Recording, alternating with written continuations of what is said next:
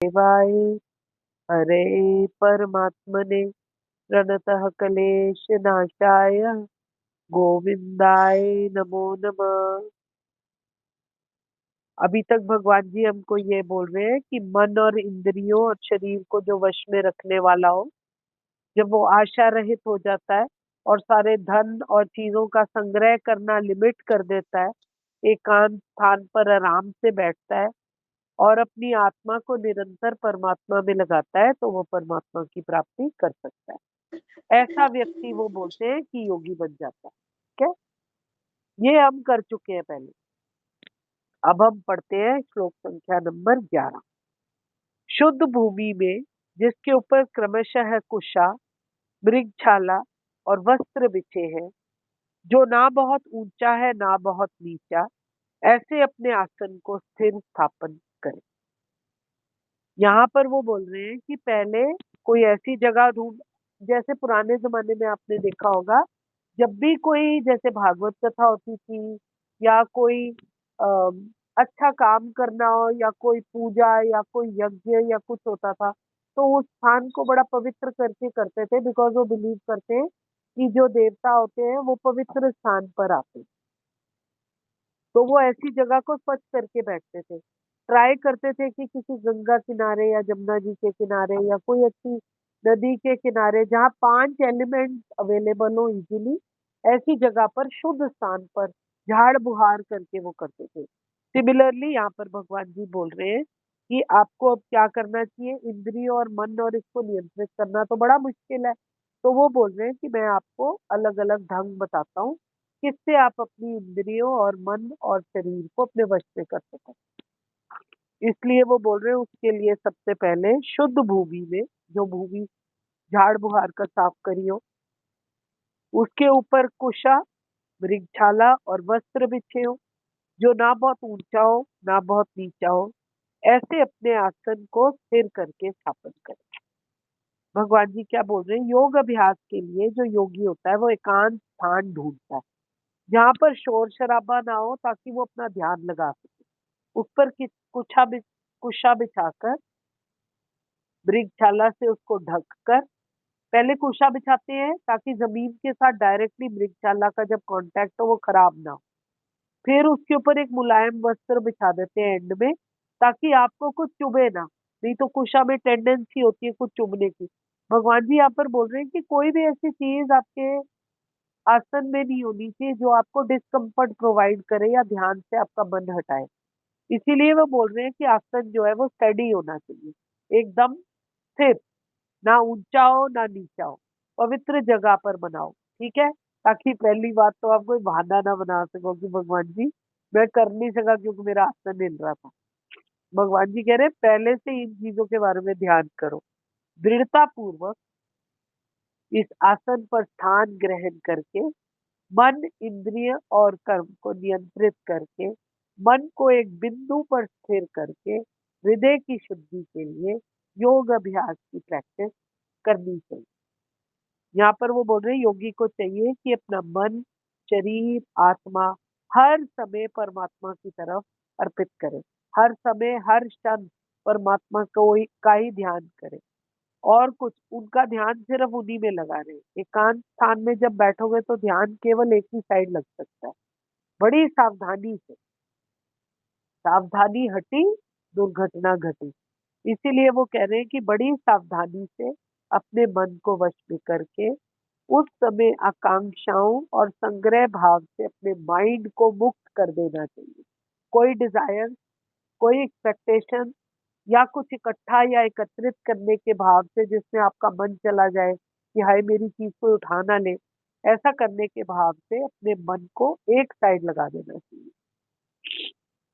हमारी जो भक्ति है परमात्मा के लिए वो केवल हमारी अनुभूति पर डिपेंडेंट है। इसलिए दिव्य प्रेमा भक्ति में हर समय हमको हम प्रवृत्त रहना चाहिए, अगर हम परमात्मा की प्राप्ति करना चाहते हैं तो। योगी को हर समय ध्यान करके कृष्ण, श्री कृष्ण पर अपना फोकस रखना चाहिए। एकाग्र रहकर उनका मन भटके नहीं, परमात्मा का हर समय चिंतन करते रहना चाहिए। चाहे अनुकूल स्थिति हो, चाहे प्रतिकूल सिचुएशन हो, कुछ भी हो, जब व्यक्ति किसी भी चीज में आसक्ति नहीं रखता, परमात्मा के संबंधित हर चीज पर अपना फोकस रखता है, तो उसका मन वैरागी हो सकता है, तो वो परमात्मा की तरफ पूरा का पूरा कमिटेड हो सकता है, नहीं तो नहीं हो सकता। यहाँ पर वो बोल रहे हैं कि जो समझदार व्यक्ति है वो एकांत प्रेफर करता है, पूरा ध्यान अपना श्री कृष्ण की ओर रखता है, यही उसका एकम लक्ष्य है और कुछ नहीं। उसका ध्यान कैसे लगना चाहिए?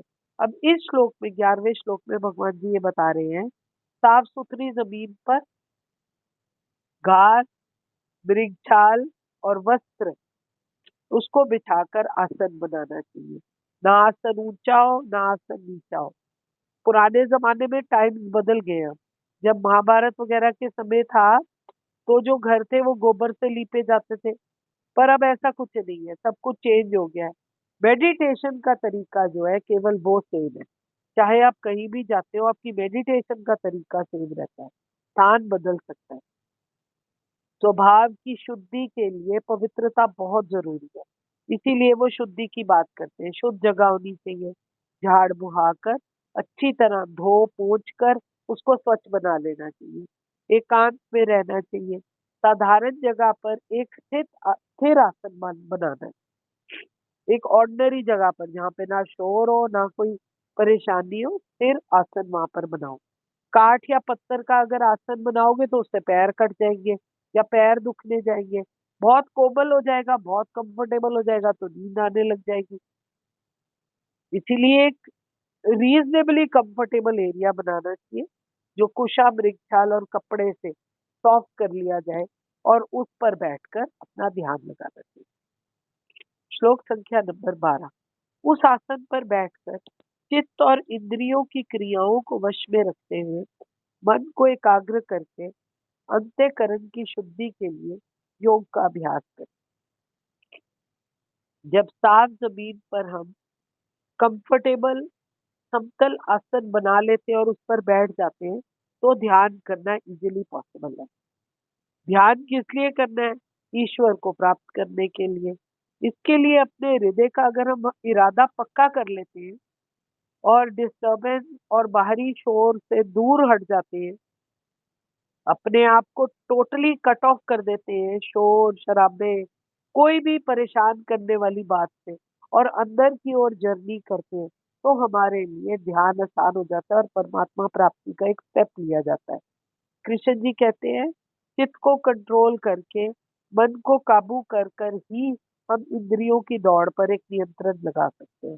नहीं तो हमारी इंद्रिय बहुत उच्छृंखल है, हमको जगह जगह लेकर जाती रहेगी। एकाग्रता ही एक तरीका है जो हमको भगवान जी की तरफ फोकस्ड रख सकता है।